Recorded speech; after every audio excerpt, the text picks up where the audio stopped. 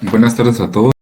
Vamos a iniciar la clase. ¿Se recuerdan ustedes que estábamos nosotros la clase pasada repasando cuáles eran las figuras del Derecho Civil 3, verdad, que nos iban a servir y qué era lo que estábamos viendo? ¿Se recuerdan que vimos la definición de derecho de obligaciones? Vimos cuál era su posición dentro del Código Civil, así como vimos una definición del derecho de obligaciones, ¿verdad? Por lo mismo, vamos a recapitular un poquito de lo que vimos con respecto a lo que tenemos que estudiar, ¿verdad? Y solo con una consulta, ¿todos sí pudieron ver sus calificaciones? A mí no me parece, pero voy a volver a revisar ahorita.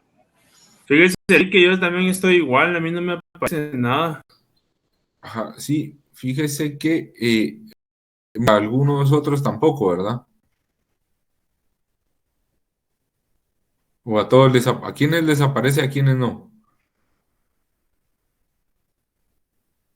A A todos mí, ya A mí a no revisaron, me parece el mí link. no me aparece. a nadie entonces. No. No, es que miren, hay una persona que se va a ir a extraordinario, entonces por él no les aparecen las notas a todos, pero si ustedes gustan, yo les puedo dar las notas, si ustedes quieren que de ahorita, se las puedo dar. Ustedes me dicen, yo se las puedo dar ahorita, ustedes me dicen, yo se las dicto o se las doy ahorita, pero ustedes me dicen,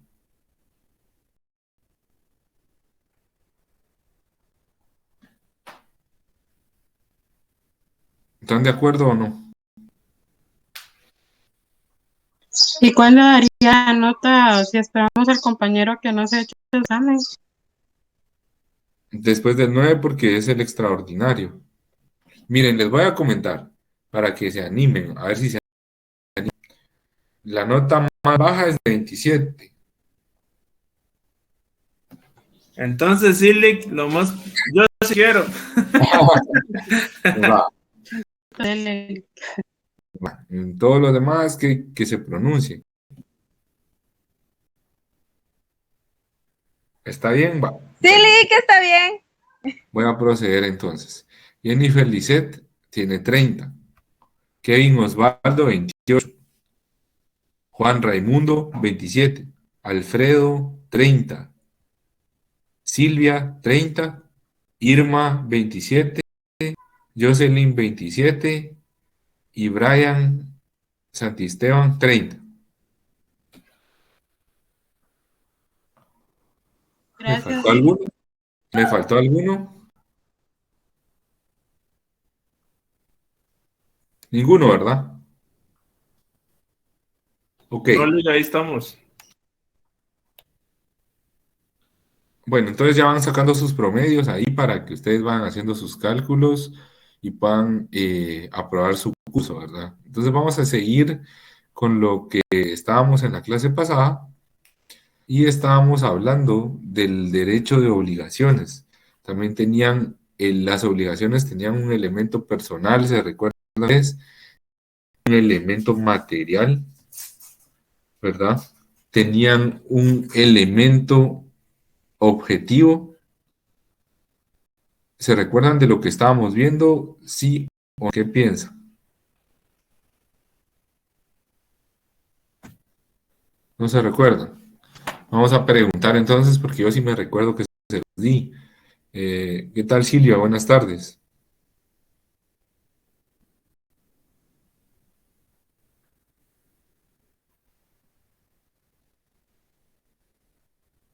¿Qué tal, Silvia? Buenas tardes. ¿Me escucha? Y creo que no se le escucha. Creo que tal vez tienen problema con el micrófono. Ok, bueno. Entonces, estábamos, ¿verdad?, de que estamos viendo el derecho de obligaciones. ¿Qué es una obligación? Vamos a ver, Alfredo, buenas tardes. ¿Qué es una obligación?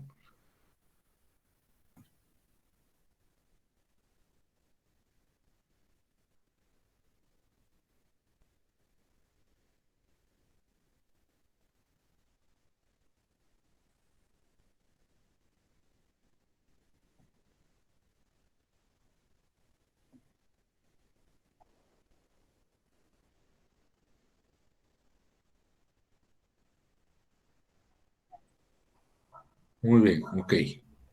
Obligaciones, dijimos, la definición de obligaciones dijimos que era una relación jurídica, ¿se recuerdan? Por medio del cual una persona llamada deudor se compromete frente a otra llamada acreedor a cumplir una determinada prestación que siempre será de dar, hacer o no hacer. ¿Se recuerdan? Esa era la definición legal que nosotros habíamos dado, ¿verdad? Entonces se recuerdan también que vimos cuáles eran los elementos de la obligación. Si se recuerdan, vimos que había un elemento subjetivo o personal, que eran los sujetos que intervienen en la obligación, siendo estos el sujeto activo o acreedor y el sujeto pasivo o deudor. También conocido al acreedor como creditor y al deudor como debitor. Existía un elemento objetivo que era la prestación y se clasificaba en dar, hacer o no hacer. Tenía que ser lícito, posible, determinado y que existiera una relación jurídica. Esos eran los elementos de la obligación. ¿Se recuerdan que vimos cuáles eran las fuentes de la obligación? Brenda, buenas tardes. ¿Se recuerda usted cuáles son los elementos de la obligación que vimos? Lixa, Jennifer Aquino, fíjese de que yo no estuve en la clase pasada por mi internet. Ok, bueno, está bien. Entonces, no hay problema. Lo que vimos, si ustedes se recuerdan, que las fuentes de las obligaciones, en primer lugar y primordialmente, ¿cuáles eran? La legislación, ¿verdad? La ley.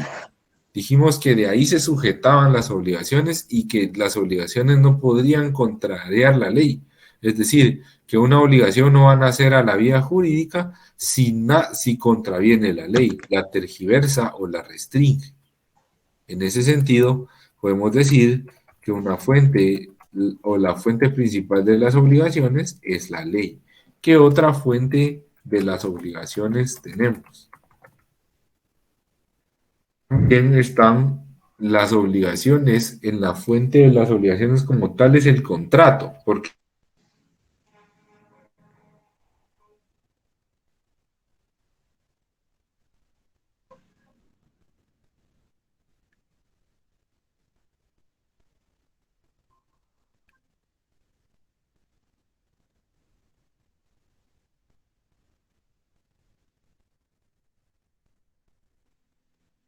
Elixir salió.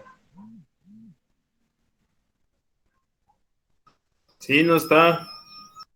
Yo pensé que yo me había salido, que no escuché ya nada. No nos fue mal, va.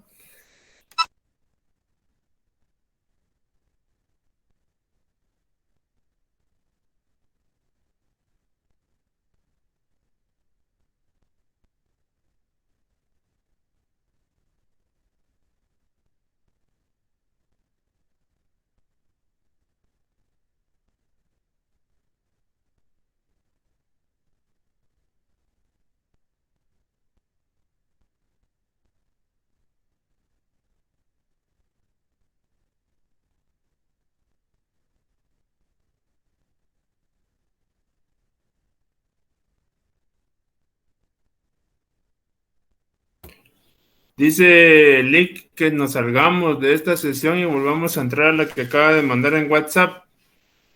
Gracias.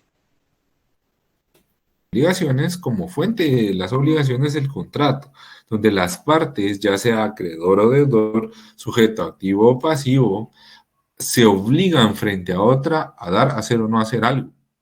Por lo tanto, las obligaciones nacen o pueden nacer de un contrato.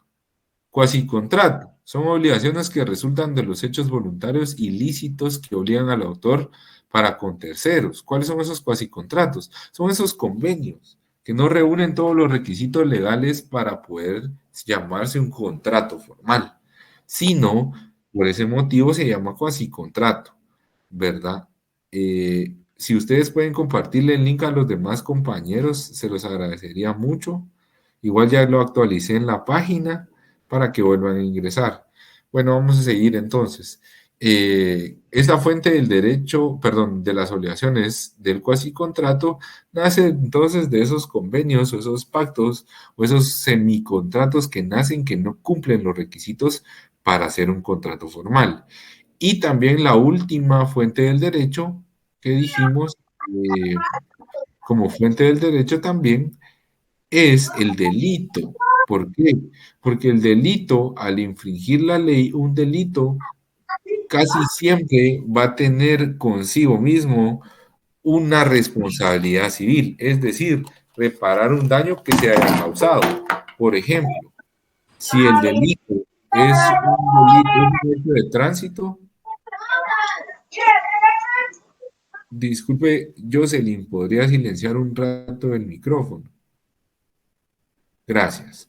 Entonces decimos entonces que el delito, ¿por qué motivo? También es fuente de las obligaciones. Porque al cometer un delito siempre vamos a tener una responsabilidad civil para resarcir el daño que se ocasionó. Dijimos cuál era la posición dentro del Código Civil y si ustedes muy bien se recuerdan, quedamos pendientes de las obligaciones provenientes de actos lícitos sin convenio. Artículo 1616, por favor. ¿Tu Código Civil a la mano? Sí, licenciado, ¿me escucha? ¿Me escucha, licenciado? Claro que sí. Bueno, Claro que sí. la persona que sin causa legítima se enriquece con perjuicio de otra estará obligada a indemnizarla en la medida de su enriquecimiento indebido. Artículo 1616. Ok, bueno, primero vamos a establecer de dónde nace esta importancia de estas acciones y por qué se denominan así. Escuchen ustedes muy bien y enriquecimientos sin causa. ¿Cómo se llaman estas acciones doctrinariamente? ¿Verdad? Son obligaciones provenientes de actos lícitos sin convenio. Nuevamente indico, obligaciones provenientes de actos lícitos sin convenio. ¿Por qué motivo? Porque son actos lícitos sin convenio. Por ejemplo, el enriquecimiento sin causa. Silvia, por favor, vuelvo a darle lectura, disculpe, al artículo 1616. La persona que sin causa legítima se enriquece con perjuicio de otra estará obligada a indemnizarla en la medida de su enriquecimiento indebido. Ok, muchas gracias, Silvia. Entonces, estas acciones u obligaciones que nacen de actos lícitos sin convenio, ¿qué son actos? ¿Cuál es la diferencia entre un hecho y un acto? ¿Cuál es la diferencia entre un acto jurídico y un hecho jurídico? Un hecho se dice que es aquel acontecimiento, ¿verdad?, que sucede sin la intervención o la manifestación del ser humano. Eso es un hecho. Es decir, provienen de la naturaleza, de los actos de la naturaleza, de los hechos de la naturaleza. No los podemos controlar, es decir, la voluntad del hombre no puede hacer nada frente a la naturaleza. Por eso son hechos. Y cuando son actos, actos significa que son acciones de las personas en los cuales su manifestación o la manifestación de voluntad proviene de la decisión del hombre.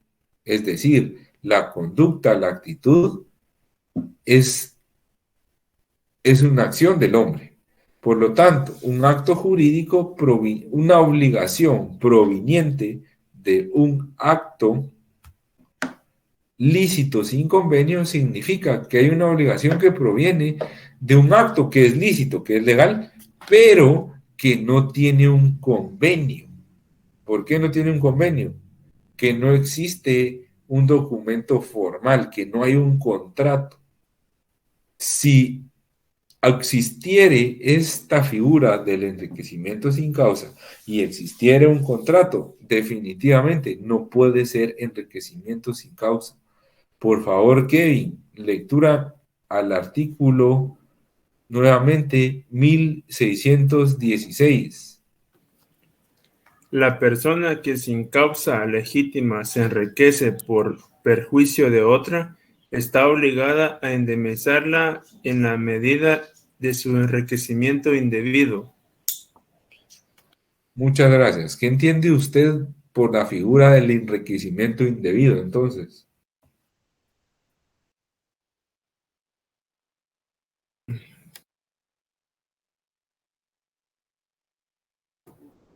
que póngale ley que en este caso la persona tuvo un pago por algo que no hubo contrato, pues, o sea, que no está legítimamente establecido y que se aprovechó de la causa, ¿verdad? De esta persona para poderse enriquecer, pienso yo, no sé. Muchas gracias, Kevin. ¿Qué piensa, a ver, Alfredo? Buenas tardes. ¿Qué piensa Alfredo de esto?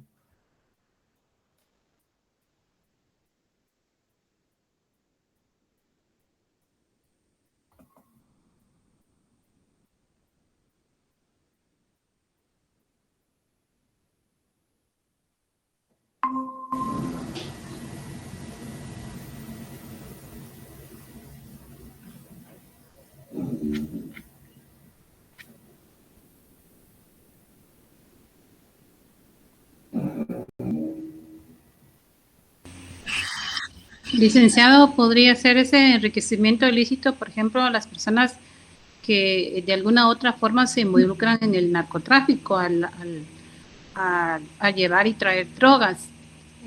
Y podría ser también otro caso, no sé si estoy bien, otro caso es de cuando, por ejemplo, algún heredero vende las propiedades y se enriquece y no le da a los hermanos. Ok. Bueno, ahorita vamos a definir esta figura del enriquecimiento indebido. ¿Por qué? O enriquecimiento injusto, como quizás doctrinariamente también se le conoce. Ahorita vamos a desarrollar, ¿verdad? ¿Por qué motivo es de que se da este enriquecimiento sin causa o injustificado? ¿Verdad? Entonces todos, por favor, siempre nuevamente vamos a pedir nuevamente la participación de alguien para que me intente definir, y voy a tomarlo en cuenta, que me intente por el enriquecimiento sin causa. Y les voy a dar una pista.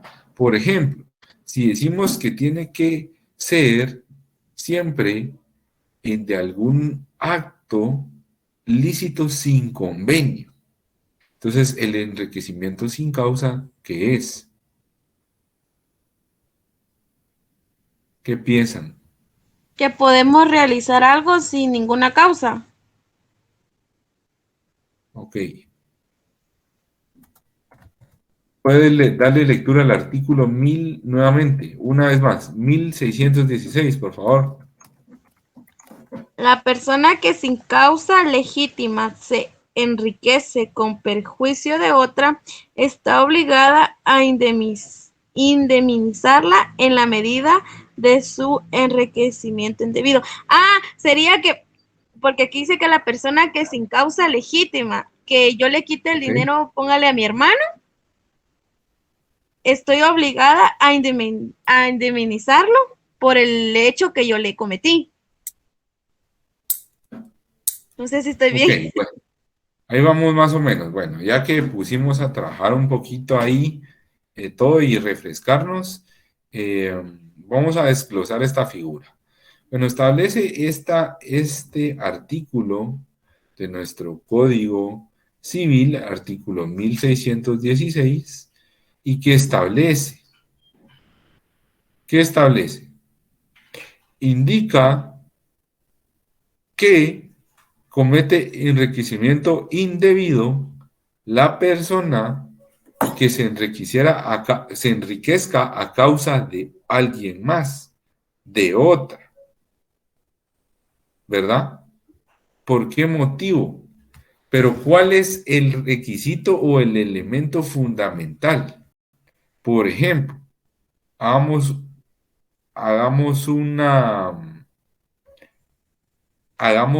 un ejercicio, un ejemplo. Por ejemplo, si yo vengo, estimados, y celebro un contrato con Silvia y le digo: Silvia, celebremos un contrato de arrendamiento, yo le voy a pagar a usted por adelantado 2 años de alquiler y usted me lo va a rentar a mí. Y cuando llegamos y cerramos el contrato, lo firmamos, le doy los 2 años de adelantados en efectivo, y cuando yo voy a tomar posesión del bien por el cual yo le contraté en arrendamiento. Resulta ser que Silvia me dice, licenciado, fíjese que la pareja o las personas que viven en la casa cual yo le estaba alquilando ya no se quieren ir. Por lo tanto, ya no le puedo devolver el dinero porque me lo gasté. Y ya no le puedo alquilar porque estas personas no se van. ¿Existe o no enriquecimiento indebido o injusto en este caso? ¿Qué piensan ustedes? Silvia, ¿qué piensa?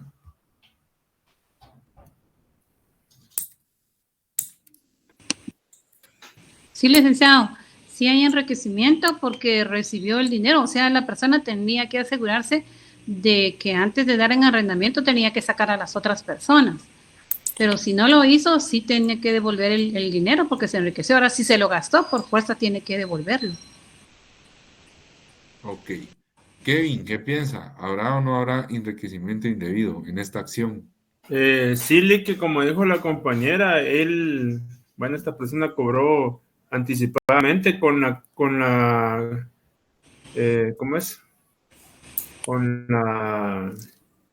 Ay, se me fue la palabra. Ay, se me fue sí, o sea, sí cobró el dinero antes pero la condición era de que a cierto tiempo él se iba a usar el inmueble, ¿verdad? Pero en este caso sí lo hizo ella porque, ¿cómo se llama? Ella sacó el dinero, ¿verdad? Entonces sí tuvo que hacerlo, entonces ahora tiene que devolverlo, Lick, porque sí, la condición era de que ellos iban a alquilar durante esos 2 años, pero como dice la compañera, tendrían que haber sacado a las otras personas para poder hacer eso, ¿verdad? Y ahora tendría que ella indemnizarle la parte que él le dio.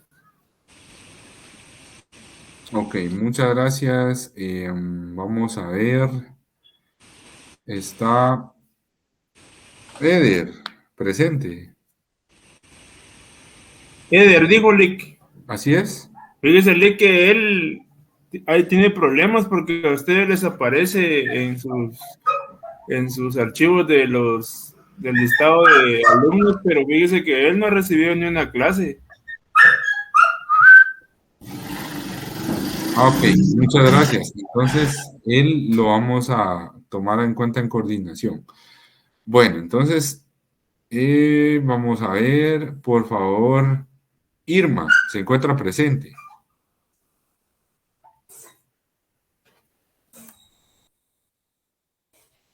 No, ¿verdad? Ok. Bueno, entonces, si estábamos hablando siempre, estamos hablando de que el enriquecimiento indebido es un acto proveniente de una obligación, perdón, proveniente de un acto jurídico lícito sin convenio. Este contrato representa un convenio, un contrato como tal. Entonces no estaríamos frente a un enriquecimiento indebido. ¿Por qué? Porque Silvia y yo suscribimos un contrato. Por lo tanto, no estamos ante un enriquecimiento indebido. Porque ¿cuál es esa condición que establece el artículo 1616? Indica, la persona que sin causa legítima se enriqueciera en perjuicio de otra, está obligada a indemnizarla a la medida del enriquecimiento indebido. Artículo 1616, por favor, Silvia.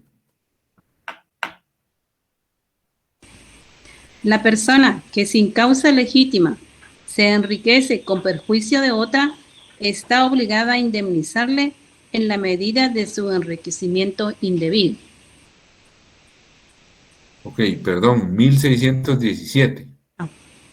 No hay enriquecimiento sin causa en los contratos celebrados lícitamente, cualquiera que sea la utilidad que obtenga una de las partes contratantes, salvo el caso contemplado en el artículo 1542.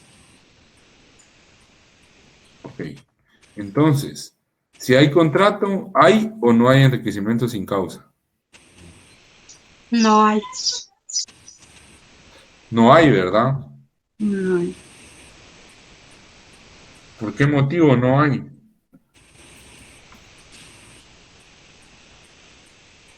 porque se celebraron contratos que están establecidos en la ley.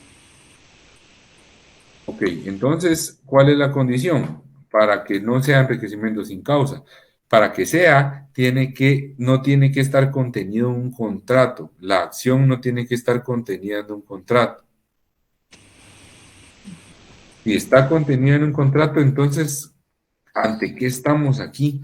Ante eso que Silvia hizo de no darme la casa. ¿Qué pasó si firmamos un contrato? ¿Cómo se llama eso?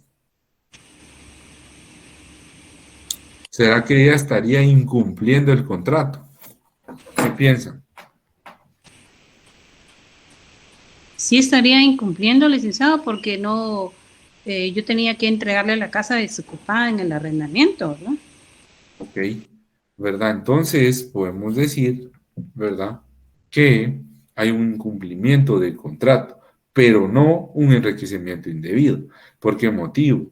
Porque la condición es que no tiene que existir un contrato formal para que se dé el enriquecimiento indebido, ¿verdad? Esto sí lo tienen que aprender bien.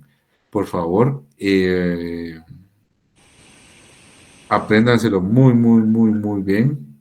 Es algo que no es negociable no aprendérselo, por favor. Artículo 1616 al artículo 1628, que establece los demás artículos. Estos demás artículos, si bien es cierto, no dejan de ser importantes. Por favor, darle lectura del artículo 1616 al artículo 1628. Ahora bien, vamos a ver cuáles otras esas obligaciones provenientes de esas acciones provenientes de los actos lícitos sin convenio existen. ¿Qué otra podemos encontrar? Por favor, artículo 1620. Kevin, puede darle lectura. Muchas gracias. 1620. Si el que de buena fe recibe la cosa indebida y la enajena antes de haber sido notificado de la demanda de restitución, estará obligado a restituir el precio recibido o a ceder la acción para reclamarlo del comprador. Si la ajenación hubiera sido hecha a título gratuito, la donación no subsistiera.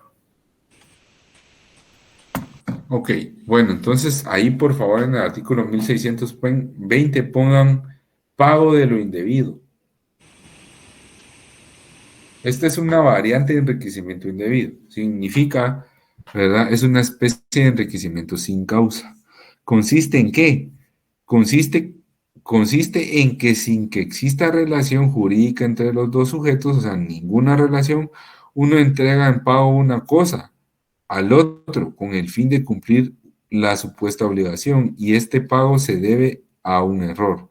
Es decir, por ejemplo, si digamos de que nosotros queremos pagar un crédito a nosotros, pero por error nosotros pagamos un crédito de otra persona, aquí estamos ante esa figura, ¿verdad? ¿Estamos ante qué figura? Ante la figura del pago de lo indebido. ¿Por qué? Porque es un error, ¿verdad? Entonces, eso sí que nos quede bien, bien claritos, por favor. Licenciado, ese es el artículo 1618. Es el artículo 1600, ahorita le digo. El que ha pagado alguna cosa por error. Así es, perdón, es el artículo 1618. Muchas gracias. ¿Verdad? Pago de lo indebido. ¿Qué otra de estas obligaciones provenientes de actos lícitos sin convenio existen? ¿Qué otras figuras existen? Estimados, también existe la gestión de negocios. ¿Qué es la gestión de negocios y para qué nos funciona? Por favor, todos, ahorita con su código civil, ahorita les indico el artículo.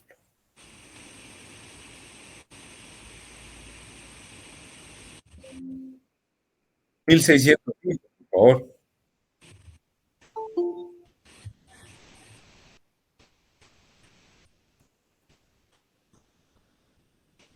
$1,605.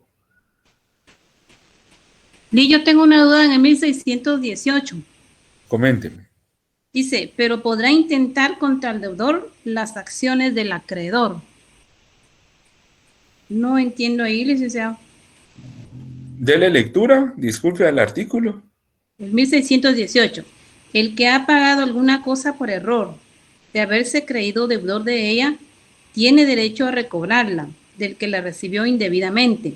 Sin embargo, cuando una persona, a consecuencia de un error suyo, ha pagado una deuda ajena, no tendrá derecho de repetición contra el que a consecuencia del pago ha suprimido o cancelado un título necesario para el cobro de su crédito, pero podrá intentar contra el deudor las acciones del acreedor. Ok, bueno, entonces mire, pues aquí nos está estableciendo que el que pagó una cosa por error de haberse creído deudor de ella, ¿verdad? Tiene derecho a recobrarla del que la recibió. Esto no hay ningún problema, me imagino.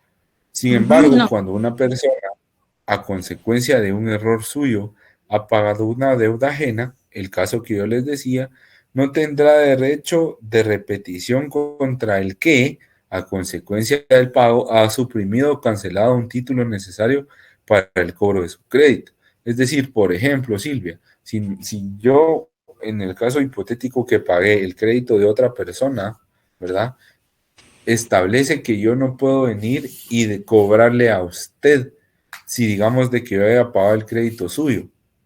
Por ejemplo, los dos sacamos un crédito, yo por error pago el suyo y no el mío, ¿verdad?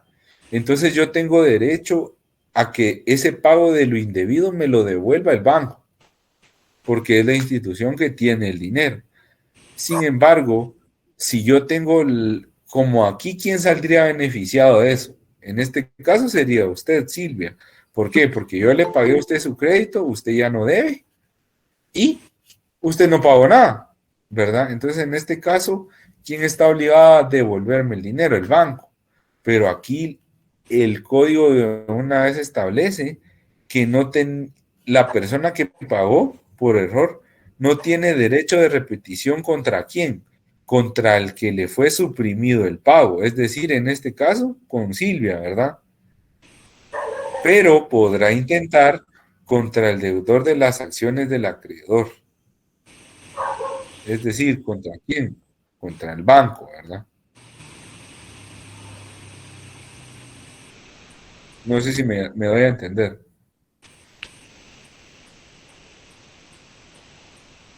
Silvia, no sé si me va a entender. O sea que yo puedo accionar para que el banco me devuelva ese dinero o me lo ponga a mi favor. Bueno, yo salí beneficiada, pero usted Ajá. no, ¿verdad? Porque usted me Así es. pagó a mí. Entonces, ¿usted podría accionar contra el banco para que le devuelva el dinero o se lo acredite a usted a su cuenta? ¿Podría ser así? Así es. Ya. Así es, exactamente así es. Gracias, ¿Verdad? licenciado. Entonces, no hay ningún problema. Para todos, ¿verdad? Entonces, darle lectura detenidamente en su casa, repasar del artículo 1616 al artículo 1628. Posteriormente dijimos que existía también ¿qué? De los hechos, las obligaciones provenientes de los hechos lícitos sin convenio. Artículo 1605, por favor, Kevin, dale lectura. El que sin convenio se encarga voluntariamente de los negocios de otro está obligado a dirigirlos y a manejarlos útilmente y en provecho del dueño. Cesará la gestión desde el momento en que el interesado o quien lo presente se persone en el negocio. Ok. ¿Qué entiende usted entonces por gestión de negocios, Kevin?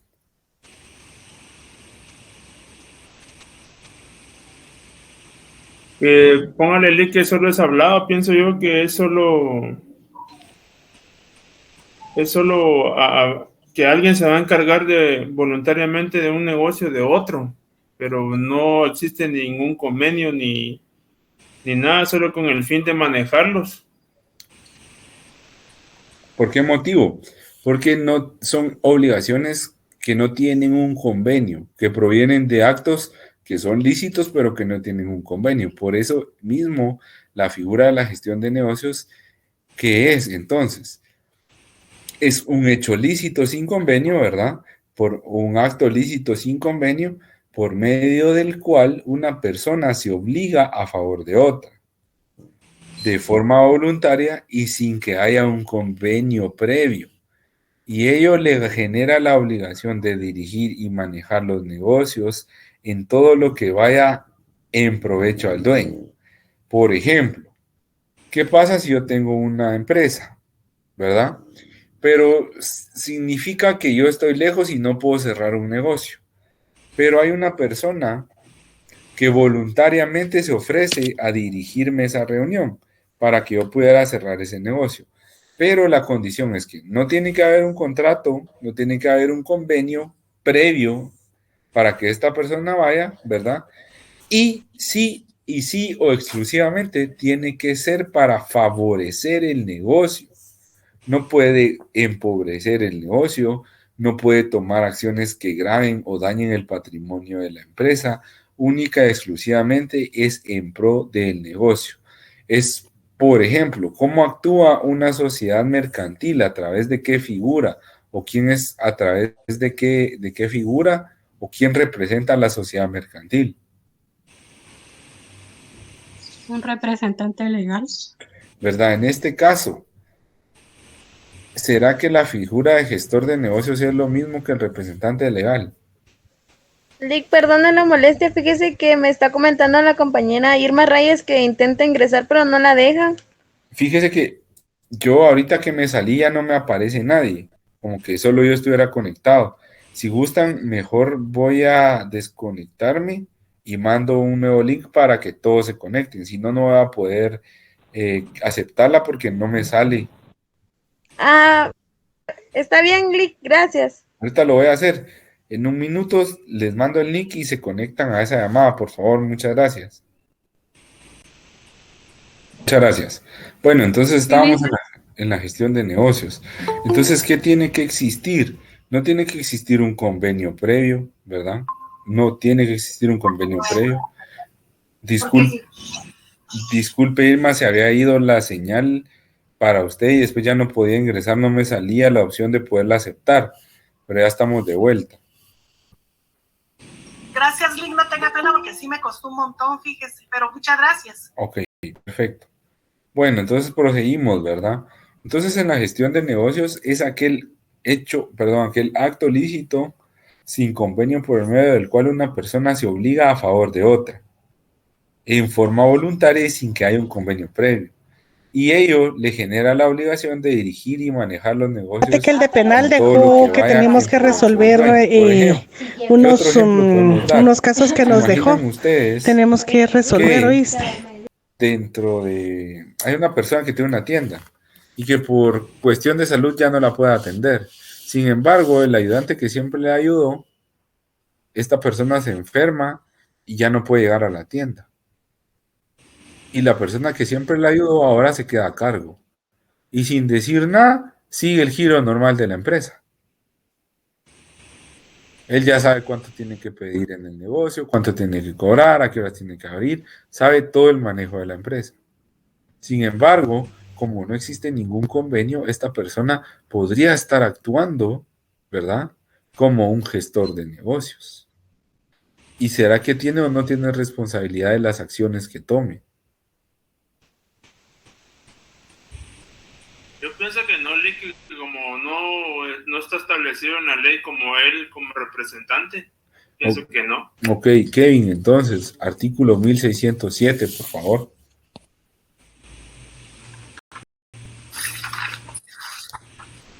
El gestor queda sujeto en el ejercicio de la gestión a las obligaciones y a responsabilidades del mandatario en los que no sean aplicables. En las que sean aplicables, dice. ¿Verdad? Entonces, sí tiene responsabilidad. Claro que tiene responsabilidad, lo establece la ley. ¿Verdad? Entonces, En el caso del artículo 1609, el juez apreciará para fijar la amplitud de la responsabilidad, las circunstancias que indujeron al gestor a encargarse de la gestión, ¿verdad? Entonces, básicamente también la gestión de negocios es una obligación proveniente de un acto lícito sin convenio, que tiene que existir. Tiene que ser voluntario, no tiene que haber un previo convenio y la obligación va dirigida única y exclusivamente a manejar los negocios en todo lo que le sea de provecho al dueño, ¿verdad?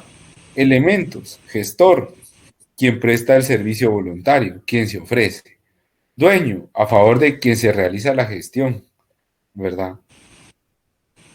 ¿En dónde se encuentra regulado? Del artículo 1605 al artículo 1615 del Código Civil. Declaración unilateral de voluntad. ¿Cuál es esta figura de la declaración unilateral de voluntad? ¿Qué es una declaración unilateral de voluntad? Bueno, las declaraciones unilaterales de voluntad también son obligaciones que nacen de actos jurídicos lícitos sin convenio.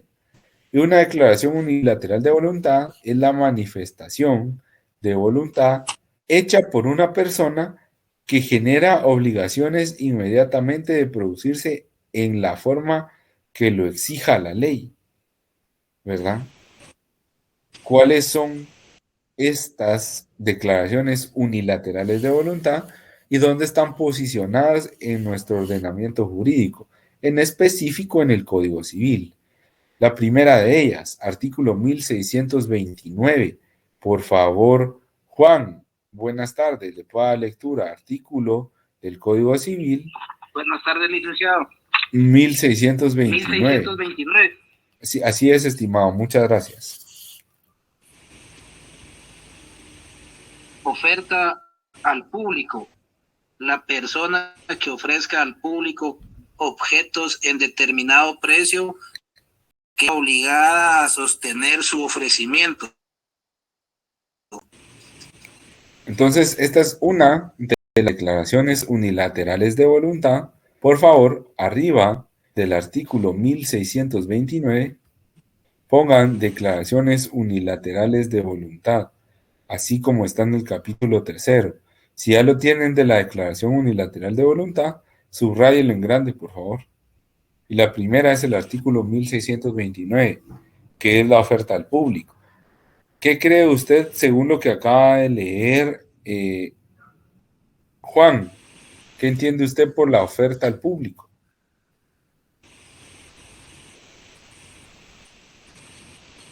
Que estoy obligado a sostener lo que yo dije en el negocio, en lo que yo dije al público, ¿verdad, licenciado? Muchas gracias. En lo que usted ofreció, pues está en lo que usted ofertó. Ustedes han visto esas famosas ofertas que le dicen: hoy vamos a abrir un nuevo centro comercial, hoy vamos a abrir un nuevo comedor, pero las primeras 50 personas que vengan van a tener una hamburguesa gratis. ¿Qué pasa ahí? ¿Cuál es la característica de estas, como lo vuelvo a repetir, declaraciones unilaterales de voluntad? Es que son declaraciones que se hacen unilateralmente. Ahora bien, si el concepto de obligaciones, estimados estudiantes, es aquella relación jurídica o el vínculo jurídico que existe entre una persona llamada deudor que se compromete frente a otra llamada acreedor en una prestación, ¿verdad?, que siempre va a ser de dar, hacer o no hacer. Esa es la definición de una obligación. Pero si en este caso existe un deudor y un acreedor, si es la relación frente a una persona se fija, se obliga frente a otra, en esta oferta al público solo existe una declaración de voluntad unilateral, no existe otra. ¿Qué creen ustedes? En este caso, ¿aplica sí o no que sea una declaración en este caso? Perdón, ¿aplica sí o no que sea una declaración unilateral de voluntad? Y a raíz de eso, que pueda ser una obligación, puesto que una obligación se compromete una persona llamada deudor a otra llamada acreedor. ¿Qué piensan ustedes? ¿Qué piensa ¿qué piensa Brenda? ¿Será que pueden existir las obligaciones unilaterales?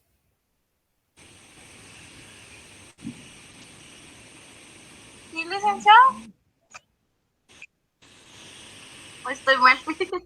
No, vamos a ver. ¿Por qué piensa usted que pueden existir las obligaciones unilaterales?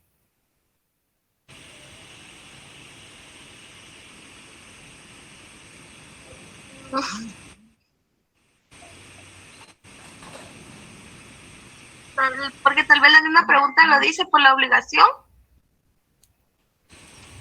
¿Por qué nacen? Las declaraciones unilaterales de voluntad son unilaterales, la declaración, más no la obligación. ¿Por qué? Porque en qué momento se perfecciona la obligación, en qué momento se adhiere ese elemento subjetivo personal del acreedor. ¿El acreedor quién es en este caso? En este caso, de la oferta al público, ¿quién es el acreedor? El que da, licenciado, el ¿Quién que es está el ofreciendo acreedor? sus productos. El que da la prestación. Ujú. El ofertante, ¿verdad?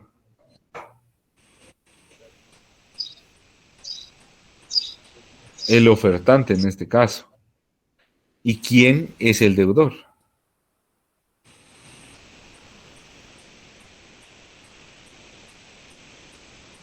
El público, Así es. Entonces, ¿es o no bilateral la obligación? Claro que sí. Porque la oferta al público, si bien es cierto, es una declaración unilateral de voluntad, la obligación se perfecciona en el momento que alguien toma esa oferta. Por ejemplo, los primeros 25 que compren hoy una estufa en La Curazao o en Distelsa, por la compra de la estufa o lavadora, lo que ustedes quieran, les vamos a estar regalando un microondas a los primeros 30.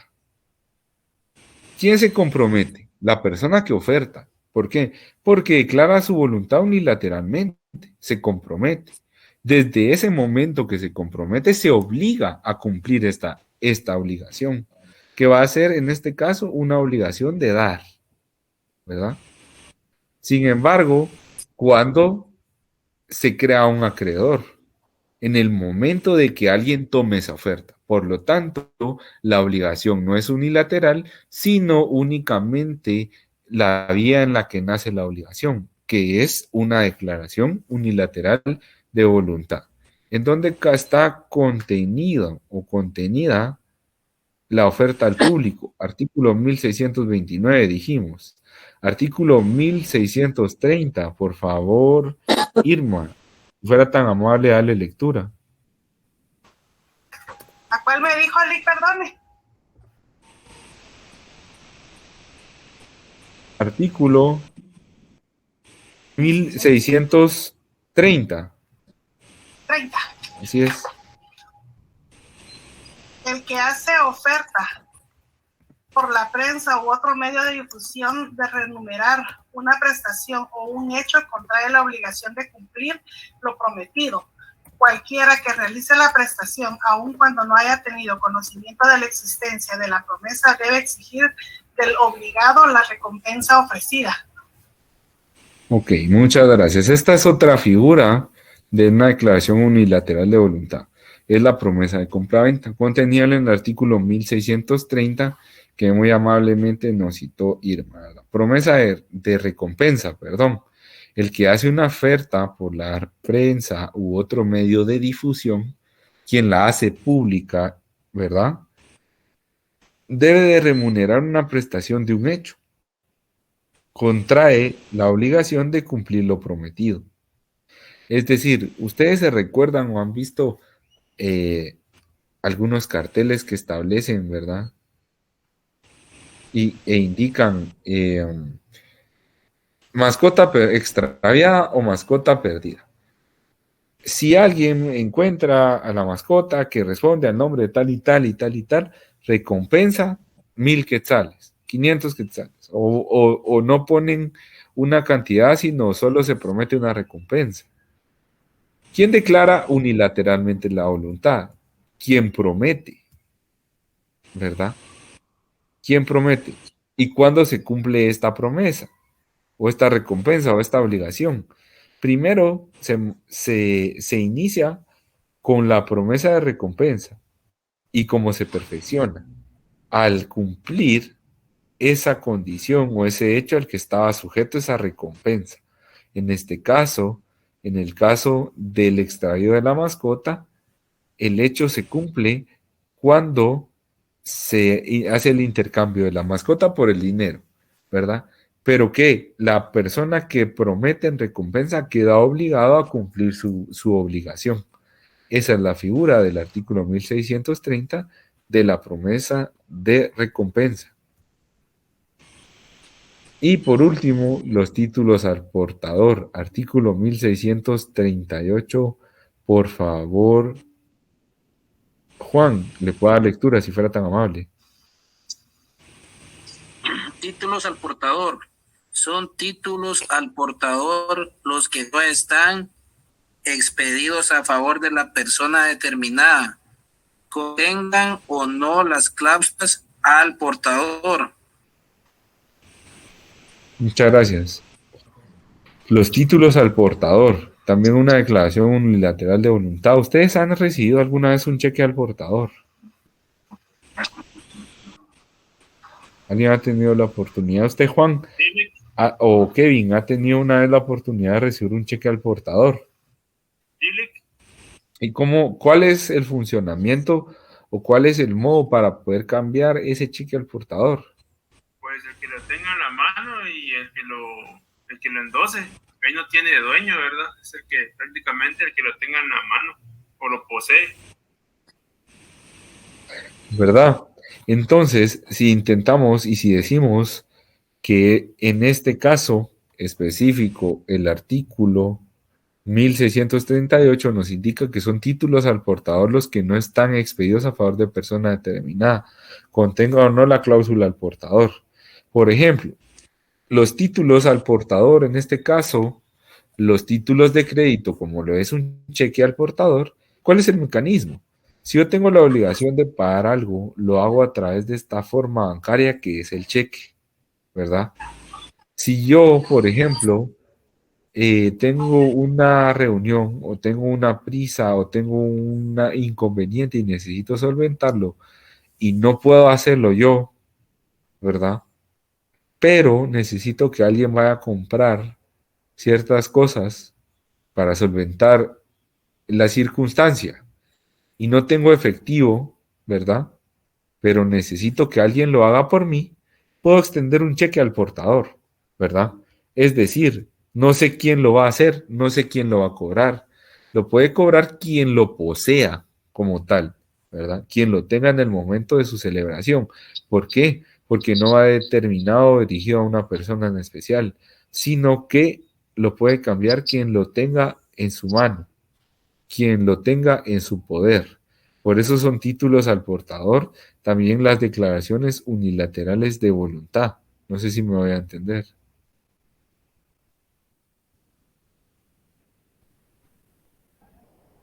¿Me voy a entender? ¿Sí me escuchan? Sí, Ok, sí, bueno. Artículo 1638. Entonces, último párrafo. Estos títulos se transmiten por la simple tradición. ¿Cómo así? Traslativa de dominio. Cheque al portador, quien lo posea lo cambia, ¿verdad? Entonces, estas son declaraciones unilaterales de voluntad contenidas en el artículo 1638. Ahora pasamos a las obligaciones que proceden de actos y hechos ilícitos. ¿Cuáles son esas? ¿Cuál es su definición? Lo que vamos a ver a continuación.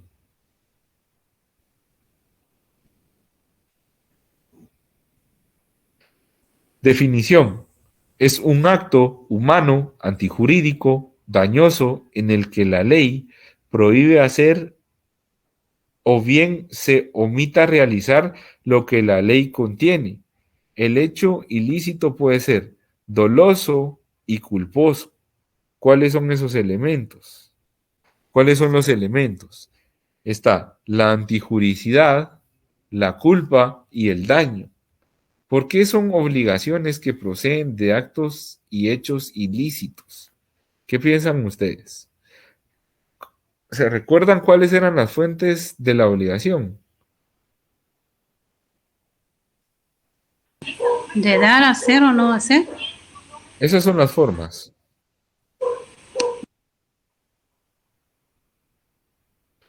Las fuentes dijimos que era la ley, el contrato, ¿se recuerdan? Los cuasicontratos y qué otra. Y los delitos. Exacto, entonces si dijimos que los delitos también generaban o eran fuentes de obligaciones, los encontramos aquí en las obligaciones que proceden de actos y hechos ilícitos. En la anterior eran actos lícitos, pero no tenían convenio. En este caso, las obligaciones provienen de actos y hechos ilícitos, ¿verdad? Y que es un acto humano antijurídico, dañoso, antijurídico, que transgrede la ley, que la violenta, que incumple la ley. Un acto antijurídico dañoso en lo que la ley prohíbe hacer o bien se omita realizar lo que la ley contiene. El hecho ilícito puede ser doloso o culposo. ¿Por qué puede ser doloso? Porque puede hacer que se tenga la intención de hacer o ese acto o ese hecho ilícito. Y es culposo si no se tiene la intención de hacerlo, pero se hace por negligencia, impericia e ignorancia. ¿Cuáles son los elementos de estos actos y hechos ilícitos? Está la antijuricidad, la culpa y el daño. ¿Por qué antijuricidad? ¿Qué es la antijuricidad? La antijuricidad, ¿verdad?, es lo contrario a la juridicidad. ¿Qué es la juridicidad entonces? La juridicidad es que una norma o un acto o un fallo de algún órgano jurisdiccional sea jurídico, es decir, esté apegado a derecho, esté conforme a la ley. ¿Será que una resolución puede ser legal y no puede ser jurídica? ¿O será que una resolución no es jurídica y puede ser legal? Vamos a separar esta palabra juridicidad y quiero que me la entiendan, por favor. ¿Qué es la juridicidad? La juridicidad básicamente significa, ¿verdad?, que un acto o disposición está apegado a derecho. Por lo tanto, ¿qué pasa? ¿Será que los jueces también pueden emitir resoluciones que no estén apegadas a derecho? ¿Qué piensan ustedes?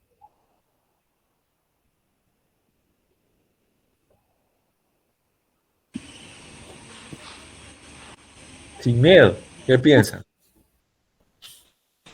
Que no, licenciado. ¿Por qué motivo? Ustedes no se han dado cuenta a veces y ustedes mismos dicen en la tele o en las noticias y miran una noticia y dicen, pero ¿cómo es posible que a este lo hayan sacado libre? O dicen, pero ¿cómo es posible que este haya salido por medida sustitutiva si todo lo que se robó en el Estado? No les ha dado curiosidad. Bueno, pues surge que sí, efectivamente, también se pueden dar esas resoluciones contrarias a derecho.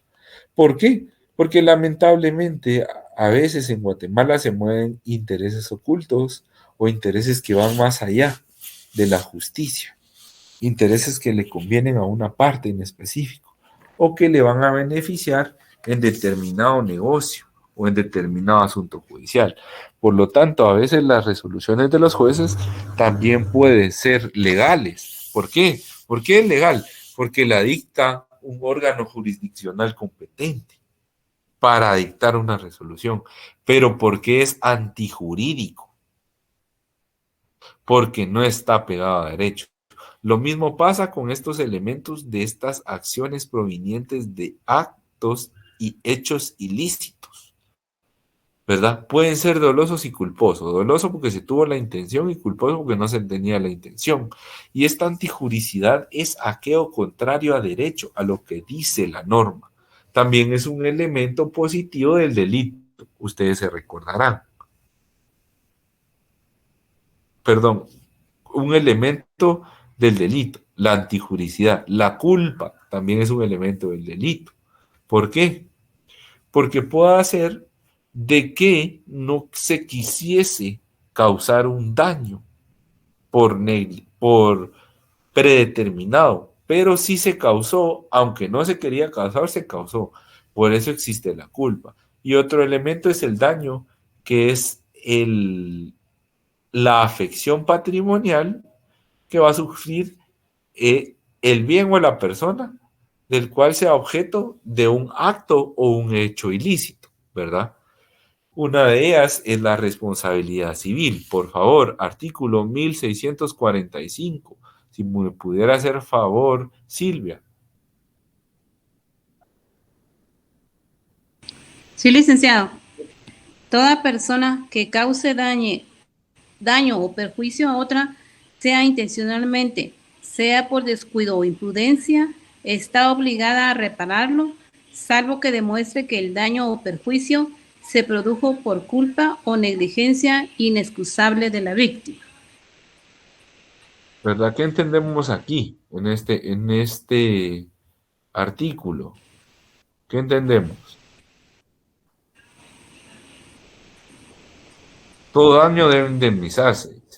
Toda persona que cause daño o perjuicio a otra, sea intencionalmente, sea por descuido o imprudencia, está obligada a repararlo, salvo que se demuestre, dice, que el daño o perjuicio sea producido por culpa o negligencia inexcusable de la víctima. ¿Aquí qué? Establece que existe un delito, ¿verdad? Los delitos, ¿será que pueden existir porque tuve la intención de hacerlo o porque no tuve la intención de hacerlo? ¿Qué piensan ustedes? Según lo que han visto en derecho penal. Porque tuvo la intención de hacerlo, licenciado. ¿Verdad? Pero, ¿y si no tenemos la intención? Por ejemplo, si yo voy manejando, ¿verdad? Y mi intención es llegar a un determinado destino, ¿verdad? Sin embargo, si yo voy manejando y de repente yo voy con mi licencia en orden, voy manejando sobrio, tengo el carro en perfectas condiciones y de repente voy manejando y abajo de una pasarela una persona se atraviesa y yo la tiro y lamentablemente fallece en el momento. ¿Es un delito o no?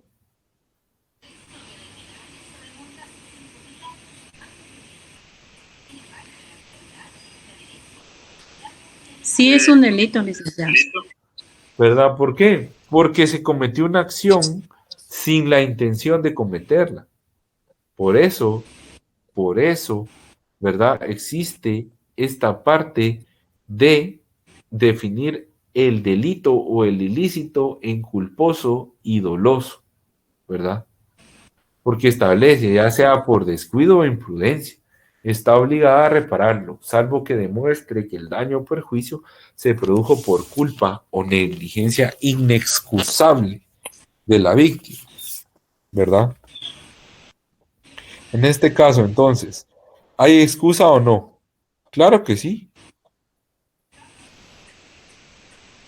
¿Hay excusa o no? Claro que sí, porque yo iba en orden. Estaba bajo una pasarela. La persona se tiró al carro. Hay una excusa, ¿verdad? Pero hay otros casos en los que no puede caber una excusa. Por lo tanto, estamos ante un hecho ilícito que viene una responsabilidad civil. Por actos propios, por actos de terceros, por daños causados por cosas inanimadas o por animales.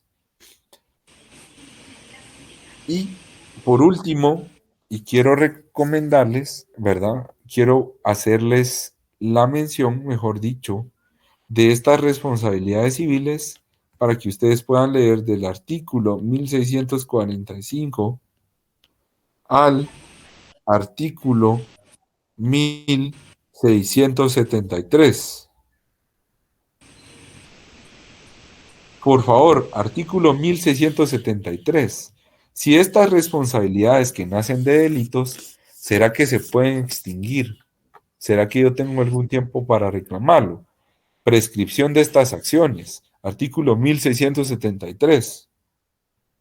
La acción para pedir la reparación de los daños o perjuicios a que se refiere este título prescribe en 1 año, contado desde el día en el que el daño se causó o en que el ofendido tuvo conocimiento del daño o perjuicio, así como de quien lo produjo.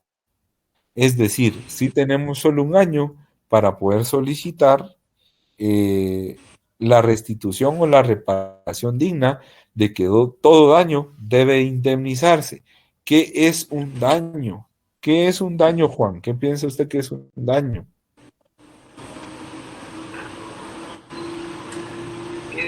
Es como un perjuicio que le hicieron a una persona. Ok, bueno. ¿Han ustedes escuchado la palabra daños y perjuicios? Pues daño significa todo aquel gravamen o pérdida que tiene una persona en su patrimonio. Y perjuicio son todas aquellas ganancias que se dejaron de percibir por el daño que se sufrió. Por lo tanto, este daño de una responsabilidad civil, eso es lo que significa la reparación. Todo daño, todo aquel menoscabo al patrimonio de una persona proveniente de un hecho o acto ilícito debe de indemnizarse. ¿Verdad, mis estimados? Entonces, eso sería todo por la clase del día de hoy. Posteriormente ya vamos a entrar a ver las clasificaciones de las obligaciones, ¿verdad? Y en la otra clase, por favor, no faltar y tener ahí, estar atentos, que vamos a ver doctrina de las obligaciones, ¿verdad? Eso es todo por el día de hoy, estimados. Espero haberles dado el mejor conocimiento posible y estamos a la orden. Los espero la próxima clase a la misma hora. Que pasen un feliz fin de semana. Licenciado, disculpe, vamos a leer algunos artículos para la otra semana. Podrían leer los que vimos dentro de esta clase, ¿verdad? Muy bien. Okay. Licenciado, disculpe, yo no estuve al principio de la clase y no tengo nota en el examen. Ah, es cierto. Ahorita se la digo. Gracias, licenciado, disculpe la molestia. No tenga pena. Sí, disculpe la molestia, fíjese que yo tampoco tengo nota. Ok, Juan Raimundo, ¿verdad? Así es, licenciado. 27. Qué bendición, gracias, licenciado. Muy bien. Irma, ¿verdad? Sí, por favor. 27. Muchas gracias, licenciada Irma. Gracias. Ok, muy bien. Saludos a todos. Felicidades y a seguir estudiando, estimados. Muchas gracias, licenciado. Feliz tarde. Hola, Lick, feliz tarde. Feliz tarde.